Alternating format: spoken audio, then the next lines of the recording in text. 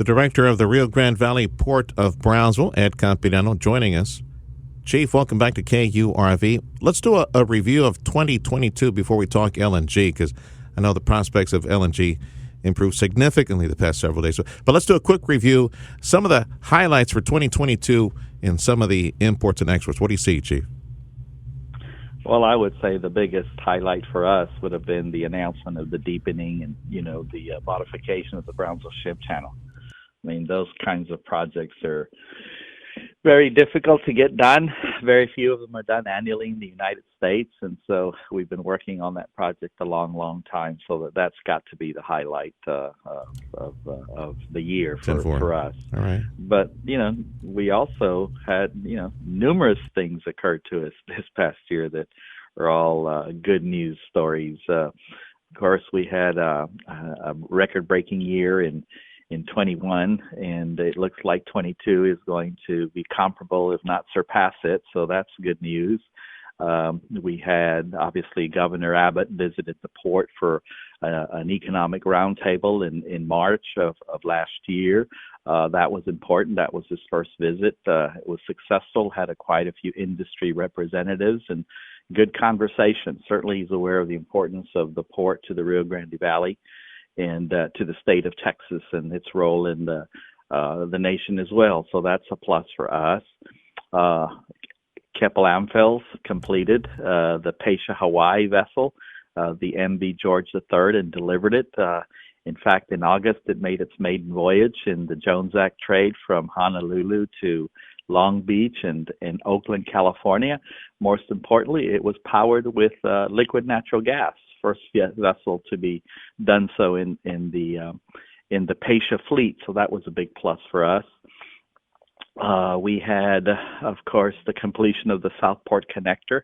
That was a big project, a lot of collaboration between the state, the county, the Regional Mobility Authority, the MPO, the port, and that project got completed, the Southport Connector.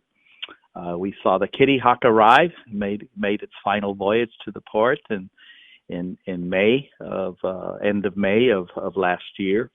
I think this will be the sixth of the conventional aircraft carriers that have been recycled by the Navy, and the last one will actually be arriving sometime this quarter, which will be the JFK. We also had, of course, Next Decade continues to make strides. They had quite a few announcements last year as it relates to subscribing or really selling out their first two trains, which they completed in 2022, and we hope to see successful completion of those efforts actually this quarter.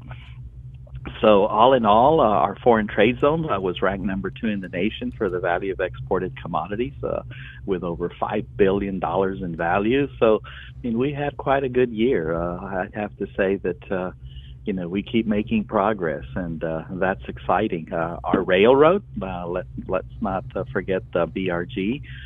They had another record year, exceeding 72,000 loaded car moves. They've been growing for the last 3 or 4 years at a clip about 20%. So, that's just means that a lot of that business, a lot of activity in the Rio Grande Valley.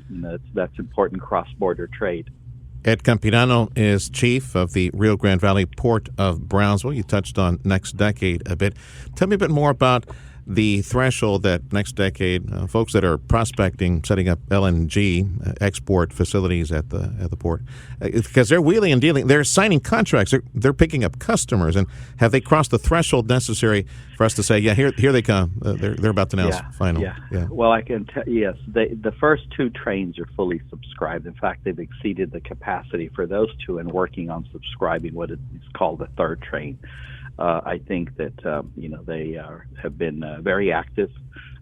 They're telling us that they hope to be able to do that this quarter, and perhaps as early as this month. So we know they're getting close. We know Bechtel is on site, the contractor that's going to be building the facility.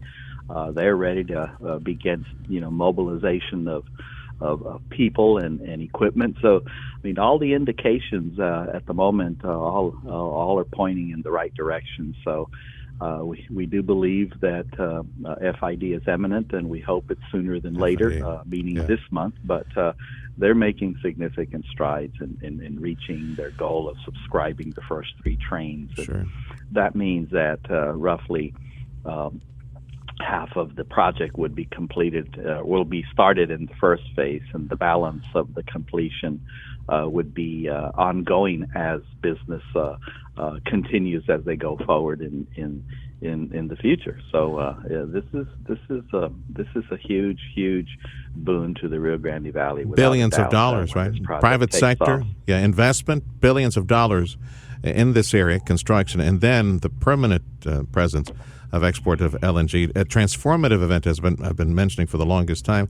Now, I keep mentioning in the tidbits and facts that come from the port, 40 some odd thousand acres at the port that are available to receive tenants and expand business. Do you think the arrival of the LNG nodes, you think their presence will help fill in many of those acres? I will tell you this. We are a large landowning public port authority. In fact, we're the largest landowning public port in the United States with 40,000 plus acres. However, it needs to be clear, not all that 40,000 acres is going to be developed. That does not mean it does not have any value. It has significant value to the port. A lot of that simply will not be developed because of the environmental sensitivity of those geographic features that are within the 40,000 acres. However, they help maintain an insular ability. We won't see, like you see in other parts of the country, where you begin to see encroachment of development with industry. So this is a wonderful buffer to help not get into that problem.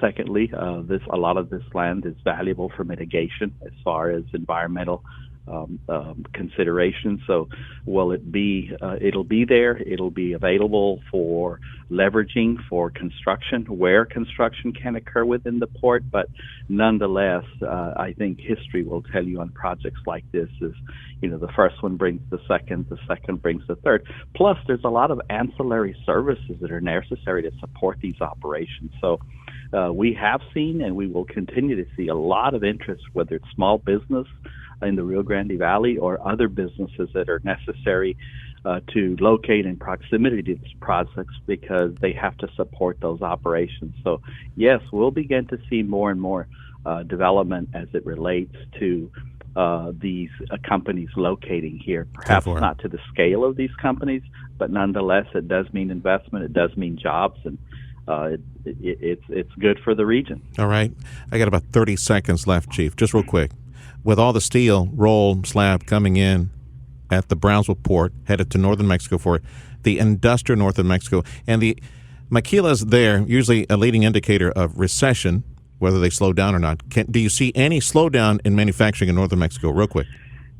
Well, I'll tell you what we see with the Pesqueria project, which is where the steel slab is growing. The forecast going forward is growth. It's not, we don't see it slowing down. Wow. We've seen that for the last 3 years. We'll see it going forward, and all indications are they're continuing to grow and be a major supplier to the industry in Mexico. Thank you, Chief. Ed Campirano, he's director of the Rio Grande Valley Port of Brownsville.